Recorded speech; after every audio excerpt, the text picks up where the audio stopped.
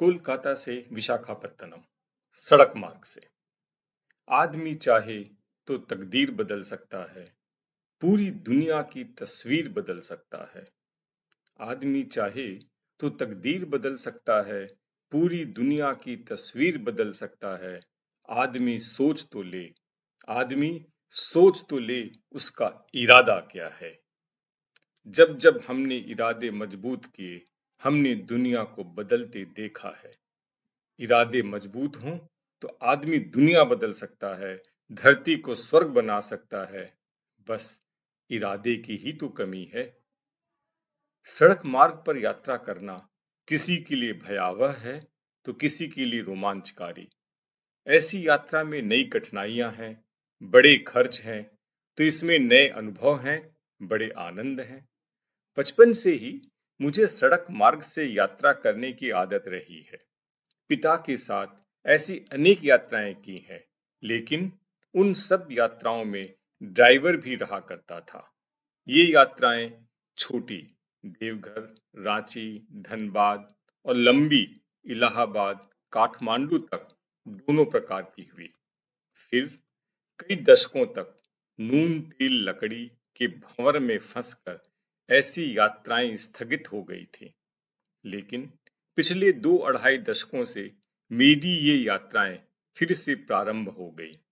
ये यात्राएं बिना किसी ड्राइवर की हुई, लेकिन प्रायः कम दूरी की यात्राएं रही। पुरी, जसीडीह, दीघा, रांची, सिमलीपाल या फिर गोपालपुर आदि की। बड़ी दूरियां तय करने की मन में तमन्ना रहती थी, मंसूबे बांधता था, लेकिन साहस नहीं होता था। न ड्राइवर है, न कोई संगी साथी। अनजान सड़क, अनजान जगह, ढलती उम्र। बुद्धि तर्क पर तर्क देती और हिम्मत टूट जाती। छोटी छोटी यात्राएं तो की, लेकिन लंबी यात्राओं के केवल सपने देखता रहा और मन महसूस कर रह जाता। एक दिन अचानक पता चला कि मेरी डॉक्टर गाड़ी से लंबी लंबी यात्राएं करती हैं, कई वर्षों से, और वर्ष में कई बार। तुरंत उनसे संपर्क किया। उन्होंने प्रोत्साहित करते हुए कहा, मैं शारीरिक और मानसिक रूप से लंबी यात्रा करने में सक्षम हूँ। मैं अनावश्यक ही डर रहा हूँ। मेरी सभी नकारात्मक सोच को नकारते हुए उसने बताया कि वे 2 ड्राइवर होते हैं और मैं एक अकेला। इससे क्या फर्क पड़ता है? सिर्फ इतना कि वे प्रतिदिन कुछ घंटे और कुछ किलोमीटर ज्यादा चल लेते हैं और मुझे कुछ कम जाना होगा, बस। उनके प्रोत्साहित करने पर मैंने तुरंत 2018 में 2500 किलोमीटर का कार्यक्रम बनाया, छत्तीसगढ़ घूमने का। दुर्भाग्यवश परिवार में एक दुर्घटना के कारण फिर यह कार्यक्रम केवल कागजों पर ही रह गया। आखिर 2021 में यह फिर से मुहूर्त बना और कोलकाता से विशाखापत्तनम और फिर वहां से दिल्ली तक का कार्यक्रम बनाकर मैं और मीनू शुक्रवार 13 नवंबर 2021 प्रातः 5 बजे अपनी यात्रा के प्रथम चरण पर निकल पड़े, कोलकाता से विशाखापत्तनम।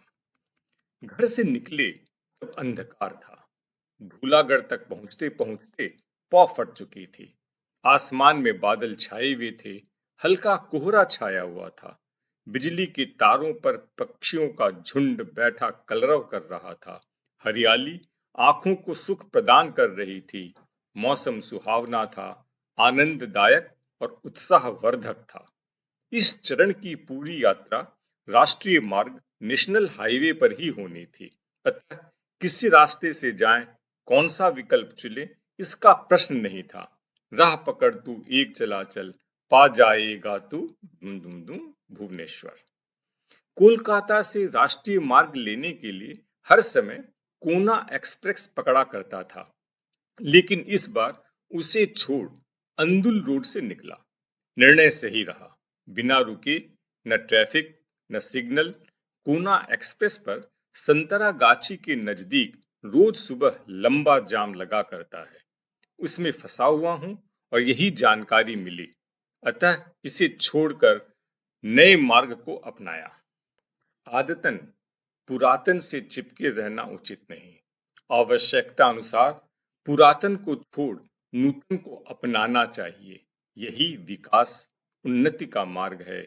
यही सनातन है। राह में होटल खुशी पर नाश्ते के लिए रुके।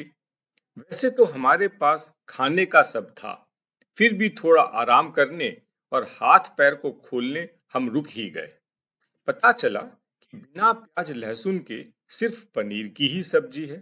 मन दाल लेने का था, लेकिन विकल्प नहीं था, और वहां से अब उठने का मन भी नहीं हो रहा था। होटल वाले ने हमारे मन की बात ताड़ ली और कहा, मैं झूठ नहीं बोलूंगा, मेरे पास तो बिना प्याज लहसुन की सब्जी में केवल यही है। उसकी सरलता ने मन मोह लिया और हम उसके तख्त पर पसर गए। पनीर की सब्जी वाकई लाजवाब थी। रंग अजीब था, लेकिन स्वाद में गजब था। पहला पड़ाव भुवनेश्वर के आसपास करना था। मन निश्चित नहीं था, ऊहा-पोह में था। पहला दिन है, अगर समय से पहुंच गए और ऊर्जा रही तो भुवनेश्वर से आगे जाने का मन विकल्प में था। लेकिन फिर विशाखापत्तनम से संदीप का फोन आया। उसने सुझाव दिया और यह भ्रम दूर हो गया। मुझे विशाखापत्तनम तक ही जाना है, एक दिन में जा नहीं सकते। भुवनेश्वर मध्य में है और यहाँ ठहरने खाने के अनेक विकल्प हैं, अतः वहीं ठहरना उचित है। बात सही थी। संदेह मिटा, निर्णय हुआ, उत्साह और हिम्मत आ गई, चिंता मिटी। स्पष्ट निर्णय लक्ष्य को साधता है, अस्पष्टता बुद्धि को भ्रमित करती है। बालासोर के बाद वर्षा मिलने के कारण कहीं रुक नहीं सके, हम बढ़ते चले गए। 3 ही बजे थे, अतः शहर के अंदर लिंगराज मंदिर के समीप उड़ीसा सरकार के पंथ निवास में ठहरने का मन बनाया। पहुंचकर निराशा हुई। बात यह हुई कि कुछ समय पहले ही उन्होंने बड़ा बदलाव करते हुए अपने सब कमरों को सुपर डिलक्स में परिवर्तित कर दिया था। सिर्फ एक रात के लिए इतने पैसे देने का मन नहीं बना। वहां से निकलकर राष्ट्रीय मार्ग के नजदीक ही होटल साइड जगन्नाथ में ठहर गए। जगह साफ सुथरी थी और थकावट भी आने लगी थी। मन कम होने पर भी यहीं रुक गए। यहाँ खाने की व्यवस्था नहीं है, बाहर से व्यवस्था कर देते हैं। खाना अच्छा देते हैं, समय पर कोई नियंत्रण नहीं। दूरी और प्रातः मंदिर के खुलने का समय न मालूम पड़ने के कारण लिंगराज के दर्शन नहीं हो सके। जगह बहुत पसंद नहीं आई, लेकिन बुरी भी नहीं थी। उड़ीसा तक का रास्ता ठीक ठाक है, राष्ट्रीय मार्ग के स्तर का कहीं भी नहीं है। बालासोर के बाद रास्ता, रखरखाव, नए निर्माण आदि के कारण जगह जगह परिवर्तन, डाइवर्सन्स कर दिए गए हैं। दुख की बात यह है कि ये परिवर्तित मार्ग सकड़े हैं, बम्प से भरे हुए हैं, 2 या 3 एक साथ और खराब अवस्था में है। हमारे देश में हर जगह दशकों से यही प्रथा है। इसे ठीक से क्यों नहीं बनाया जा सकता? इस पर कोई ध्यान क्यों नहीं देता? आश्चर्य है। इस मार्ग पर खाने की अच्छी सुविधा, विकल्प भी नहीं मिली, लेकिन गुजारा हो गया। दूसरे दिन सुबह 7 बजे निकले। होटल वाले कोई व्यवस्था नहीं कर सके, अतः बिना चाय पिए ही निकले। प्रथम 2 घंटे परेशान रहे। वर्षा, टूट फूट, मरम्मत ने बड़ा तंग किया, लेकिन उसके बाद आंध्रा में सड़क सिल की मिली। न चाहने पर भी गाड़ी की रफ्तार बार बार 100 किलोमीटर तक पहुंच रही थी और पता ही नहीं चल रहा था। परेशानी यह थी कि कहीं खाने की सही जगह नहीं मिल रही थी। हर जगह दक्षिण भारतीय भोजन, चावल सब्जी। विशाखापत्तनम में बैठा संदीप भी गूगल देखकर बता रहा था, लेकिन शायद कोरोना के समय वे स्थान बंद हो चुके थे, उनका अस्तित्व नहीं मिला। फेसबुक के एक दल ने बताया था कि खुर्दा के आसपास अनेक अच्छी मिठाइयों की दुकानें हैं। कटक के पास तो हैं, हमें मिली भी, लेकिन इधर ऐसा कुछ नहीं था। एक दो जगह रुककर ताका झांकी भी की, लेकिन कहीं रुकने का मन नहीं बना। आखिर एक जगह गाड़ी लगाई, होटल वाले से गाड़ी में ही देने के लिए कहा। उसने चावल और दक्षिण भारतीय सब्जी दी। उसी से संतोष कर आगे बढ़े। हल्की तेज वर्षा मिलती रही। इस कारण प्रकृति नहा धो सज संवर कर नृत्य करती मिली। वर्षा काल में सफर के अगर अपने कष्ट और डर हैं, तो इसका अपना आनंद और सुख भी है। मैंने कहीं पढ़ा सुना था, हम सुख, शांति, ऐश्वर्य और समृद्धि की चाह रखते हैं, लेकिन क्या ये चारों एक साथ रह सकते हैं? जैसे धूप और छां, अग्नि और जल, जीवन और मृत्यु एक साथ नहीं रह सकते, वैसे ही सुख, शांति, ऐश्वर्य और समृद्धि एक साथ नहीं रह सकते। पाने के लिए कुछ खोना पड़ता है। क्या लेना है और क्या छोड़ना, अगर यह स्पष्ट है तो फिर कष्ट नहीं, दुख नहीं। इस ज्ञान का अभाव ही हमें दुख देता है। जीवन में यह अनिश्चितता ही दुर्घटना का कारण बनती है। वैसे तो भुवनेश्वर से विशाखापत्तनम तक भी सीधा राजमार्ग है, लेकिन मैंने पूरे रास्ते गूगल मैप खोल रखा था। कई जगह मैप ने विकल्प दिए, लेकिन देखने और चलाने वाला मैं अकेला ही, अतः उस पर ध्यान नहीं दिया। लेकिन फिर 2 बार अलग-अलग जगहों पर विकल्पों को रुक कर देखा, एक माना, एक नहीं। बाद में समझ आया कि दोनों ही मानना चाहिए था। पहले सुझाव में नए राष्ट्रीय मार्ग को छोड़कर पुराने राष्ट्रीय मार्ग से जाने से 15 मिनट बचे। दशकों पहले की सड़क यात्राओं की याद ताजा हो आई।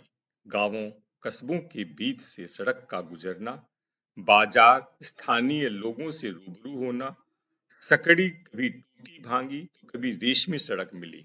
इस विकल्प की लंबाई ज्यादा नहीं थी, कोई परेशानी नहीं हुई।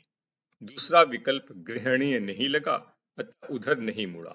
लेकिन गूगल बाबा 25 मिनट बचाने की बात कर रहा था। बाद में समझ में आया कि उस मार्ग से शहर के बाहर बाहर ही चले आने के कारण समय तो बचता, लेकिन शहर देखने समझने का मौका नहीं मिलता। शहर को मुख्य मार्ग से पार किया। बहुत सुंदर, साफ सुथरा और हरी भरी पहाड़ी के बीच से रास्ता निकाला गया था। शहर उसी पहाड़ी के सटा हुआ था। गाड़ियां बहुत थीं, सिग्नल्स भी बहुत, लेकिन आश्चर्य ढंग से मैंने अनुभव किया कि आवाज नहीं थी। पूरा वातावरण शांत और आनंदमय था। कहीं कोई हड़बड़ाहट नहीं, खींच नहीं। लोग शांत, वाहन शांति से प्रतीक्षा कर रहे थे। दूसरे दिन भी जब तेज वर्षा के बाद निकले, पानी के जमाव के कारण यातायात लगा हुआ था। हमारी गाड़ी हिल भी नहीं रही थी, लेकिन फिर भी कहीं कोई आवाज नहीं, शोर शराबा नहीं, आपाधापी नहीं। सब धैर्य पूर्वक इंतजार कर रहे थे। विश्वास ही नहीं हुआ कि हम भारत में ही हैं। क्या भारत इसे समझ सकता है? ऐसा बन सकता है? क्या हम एक सभ्य इंसान बन सकते हैं? क्या यह बात समझ में आती है कि स्वर्ग यहीं है, यहीं है, यहीं है? आदमी सोच तो ले, उसका इरादा क्या है? यात्रा प्रारंभ करने के पहले मन में बहुत उहापोह थी, करूं या न करूं। लेकिन जब ठान लिया तब निकल पड़े, और जब निकल पड़े तब पहुंच गए। यात्रा के कुछ विशेष आंकड़े इस प्रकार रहे। गाड़ी वैगनआर, व्यक्ति 2, मैं और पत्नी। कुल दूरी 900 किलोमीटर, 470 और 430।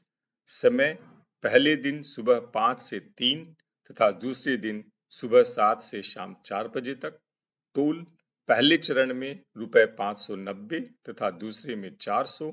पेट्रोल कुल 41 लीटर 22 किलोमीटर प्रति लीटर की गति से। अगर आपके मन में भी है तो बस सामान बांधिए और निकल पड़िए। मंजिल स्वतः आसान हो जाएगी। अगर आपको पसंद आया हो तो इसे सब्सक्राइब करें। अपने सुझाव, सजेशंस दें। आपको कैसा लगा और क्यों? आप अंग्रेजी में भी लिख सकते हैं।